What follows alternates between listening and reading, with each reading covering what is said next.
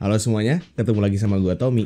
Dan di video ini gue dikirimin mouse lagi nih. Lumayan banget kan, abis kemarin giveaway mouse Funtech XD5.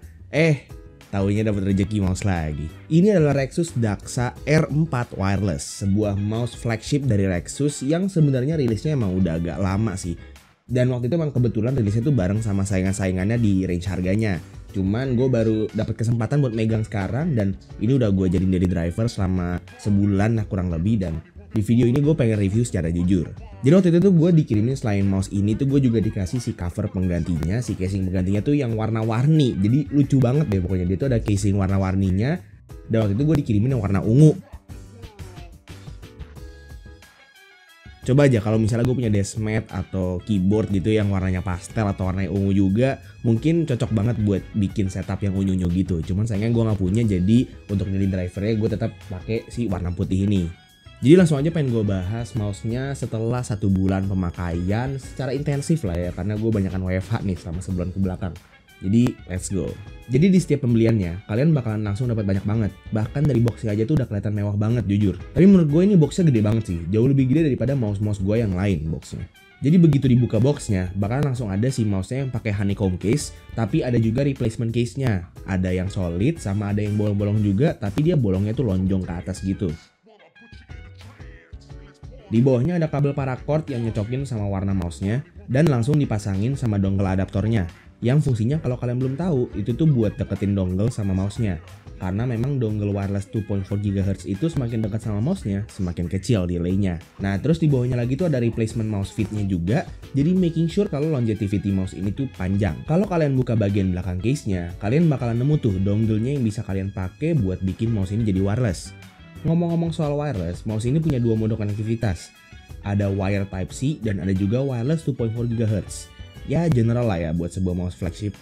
Mouse-nya juga tersedia dalam dua warna, ada yang warna putih sama ada yang warna hitam. Dan dia juga ada replacement case-nya yang warna-warni, jadi bisa kalian taruhin aksen-aksen misalnya putih sama kuning, hitam sama ungu, dan lain sebagainya. Untuk mouse sendiri punya berat 65 gram dengan case yang bolong-bolong, baik yang honeycomb maupun yang lonjong, dan 66 gram dengan case yang solid. Salah informasi, jadi untuk beratnya ternyata tidak sesuai yang diklaim sama mereka. Untuk beratnya setelah gue timbang sendiri, ternyata untuk yang solid case itu di 71 gram, untuk yang di bolong-bolong lonjong itu di 69 gram, dan untuk yang honeycomb case-nya itu di 68 gram. Gue nggak tahu gue salah apa gimana, cuman emang segitu beratnya. Gue nggak tahu apa yang harus dicopot lagi karena itu dongle-nya udah gue copot dan udah beratnya segitu, 71, 69, 68. Gue nggak tahu dia bisa dapat 65, 66 tuh dari mana. Ada yang dicopot lagi mungkin dan gue nggak tahu. Correct me if I'm wrong, tapi yang gue timbang segitu. Back to the video. Mouse-nya juga punya RGB yang menurut gue sebenarnya tuh agak terlalu ngejreng. Apalagi dengan desain belakang case-nya yang ada lekukan, dimana dia tuh benar-benar ngasih tahu kalau mouse ini tuh mouse RGB. Gue sih sebenarnya kurang suka sama mouse yang terlalu RGB ya. Tapi untungnya bisa dimatiin lewat software bawaannya. Untuk spesifikasinya, mouse ini tuh punya sensor PMW3370 dan dia itu DPI-nya udah 19.000. Jadi buat performa dan sensitivitas itu harusnya udah gak ada masalah. Untuk scroll wheel-nya dia itu pakai encoder TTC Gold dan untuk klikannya itu dia pakai switch Keil GM 8.0. Sebuah hal yang general lah ya buat sebuah mouse flagship. Untuk polling rate-nya itu dia up to 1000 Hz tapi bisa diatur dari range-nya itu dari 125 Hz ke 1000 Hz. Jadi buat kalian yang pakai mouse ini buat main rhythm game kayak misalnya Osu gitu harusnya udah nggak ada masalah latency sama sekali. Untuk mode wirelessnya mouse ini punya baterai sebesar 300 mAh yang diklaim sama Rexus itu bisa tahan selama 45 jam pemakaian tanpa RGB. Dan mungkin kalau misalnya RGB dinyalain itu sekitar seperempatnya. Tapi untuk pengalaman pribadi gua, kalau gua pakai mouse ini nggak pakai RGB itu dia tahan kurang lebih selama 5 hari untuk pemakaian intensif ya. Karena artinya tuh gua itu 5 hari WFH terus. Jadi kerja dari pagi sampai malam, pagi sampai malam lagi itu tahan sekitar 5 hari. Nah untuk spesifikasinya dan performanya itu dia nggak beda-beda jauh sama mouse-mouse lain di range harga yang sama alias saingannya. Cuman gue pengen ngomongin hal yang ngebedain mouse ini sama mouse lain. Bentuk dan feel-nya. Jadi mouse ini yang pertama punya bentuk ambidextrous yang artinya dia itu simetris bagian kiri sama kanannya. Dan dia itu gede banget.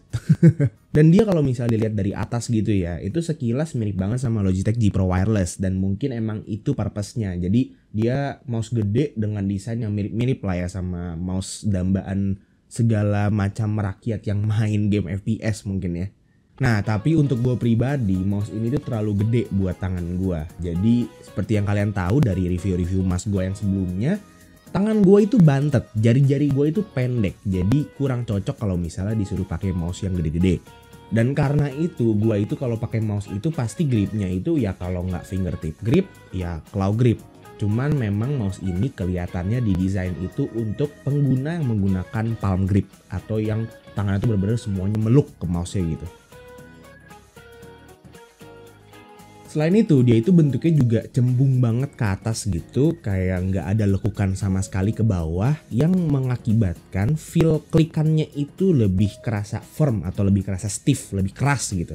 Anggapannya kalau misalnya di keyboard ini tuh rasanya kayak pakai switch yang long pole, jadi lebih kerasa keras lah, lebih cepat bikin pegel kalau buat gua. Kalau dibandingin sama mouse gua yang satu lagi yaitu Noir M1, gua jauh lebih prefer yang itu karena dia itu dilakukan sehingga klikannya itu kerasa lebih empuk. Walaupun switchnya sama di Kailh GM 8.0, tapi bentuk si klikannya ini ternyata ngaruh banget buat feel-nya. Ini kerasa emang lebih keras aja.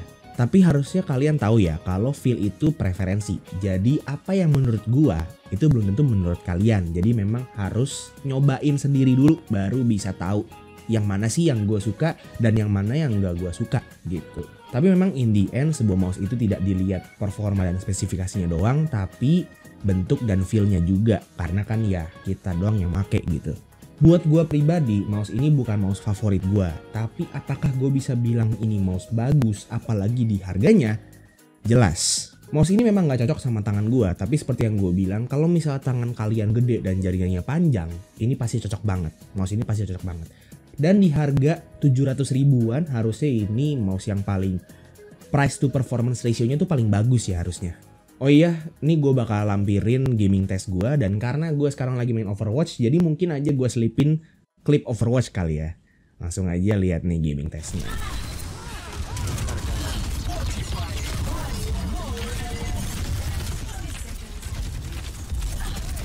Lucio mati.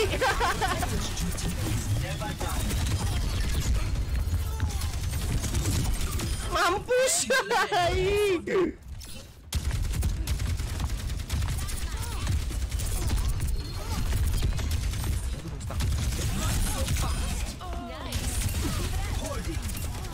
Tracer mau ngapain sih? Tracer ngeflank. Nice.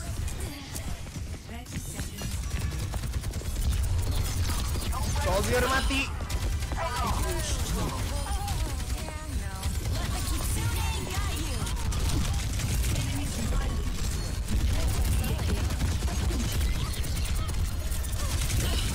Tracer one, aduh dia bisa TP. Sangat dish.